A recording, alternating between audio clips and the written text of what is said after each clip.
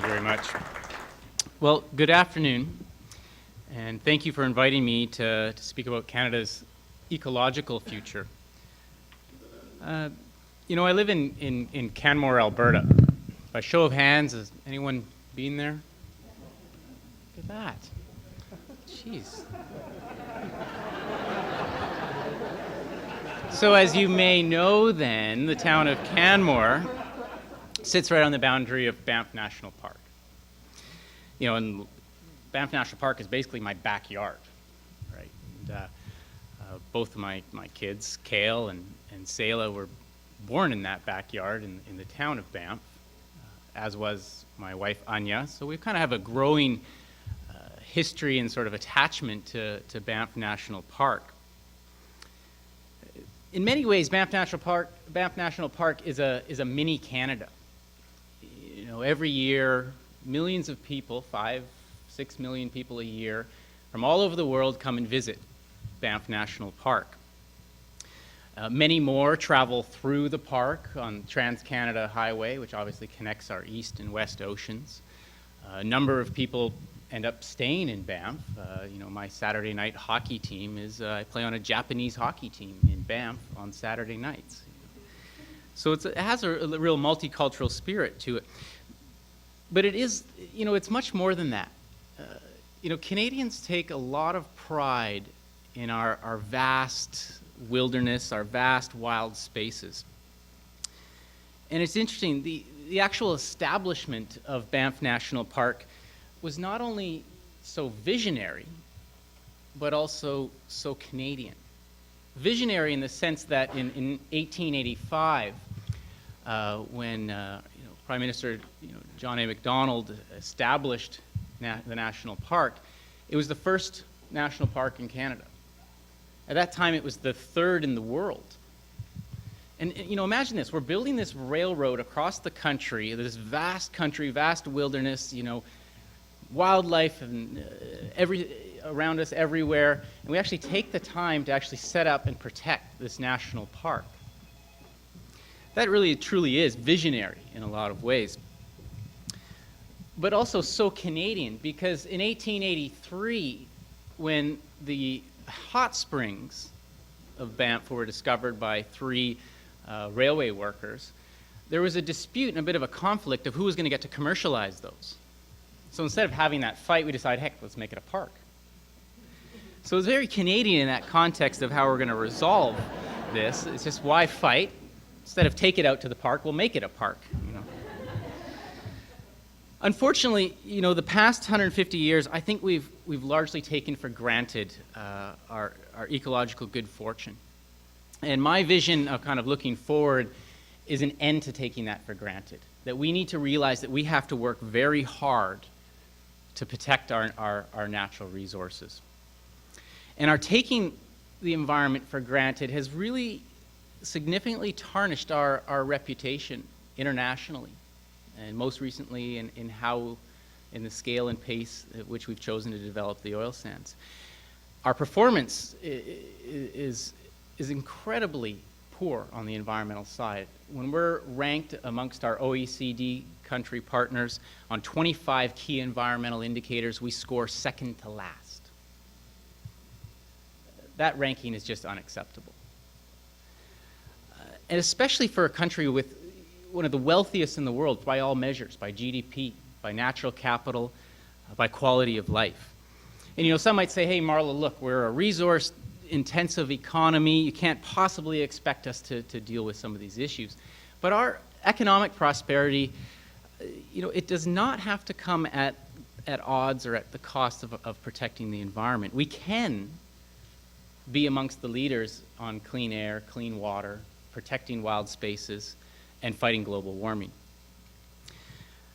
And really it starts by living up to our commitments, our international commitments. We have failed to make the greenhouse gas reductions that we committed underneath the Kyoto Protocol. We have a new revised national target, but absolutely no plan in place to achieve it.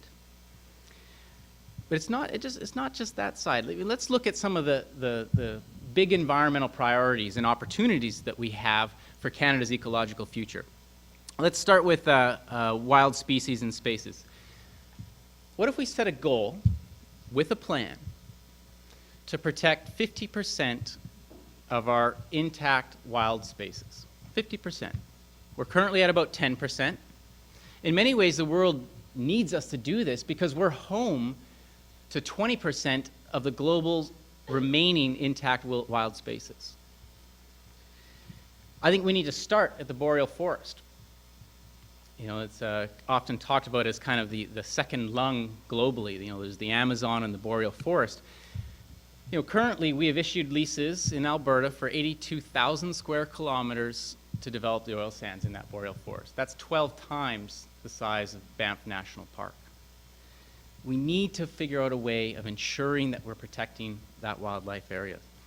You know, it links us quickly to oceans. We have the longest coastline in the world, yet I believe we take our oceans for granted more than actually our terrestrial ecosystems. We think of it just as sort of just water.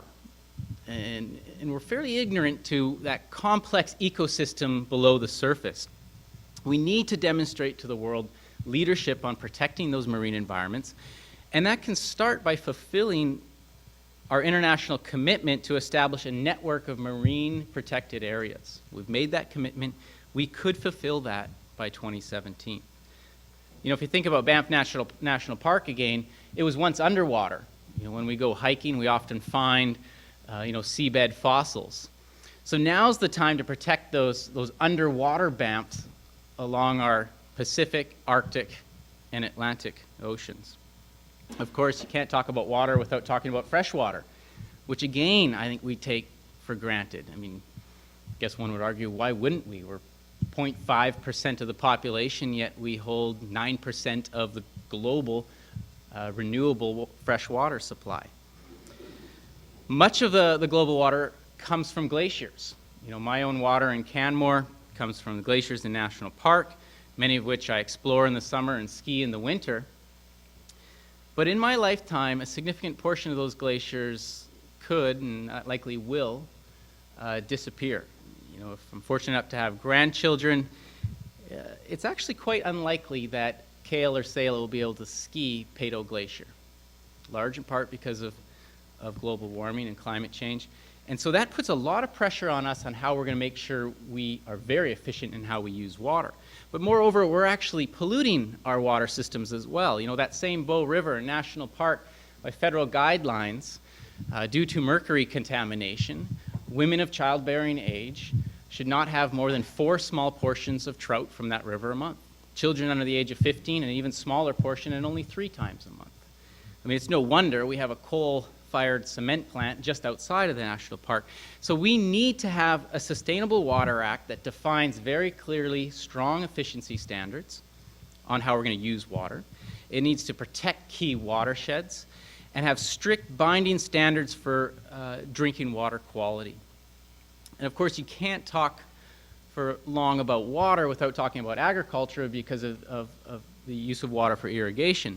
And looking forward on agriculture, a very important and vibrant sector of our economy, we need to think about phasing out, not just think about, actually deliver on phasing out pesticides that are already banned in many of our other OECD countries. And we need to make it easier for Canadians to access locally grown organic food. And of course, last but not least, how do we do our part in fighting global climate change? And again, coming back to Banff National Park, there is an unfortunate scenario where it could be a forest of red. Anyone that's traveled in northern British Columbia have seen the impacts of the pine beetle.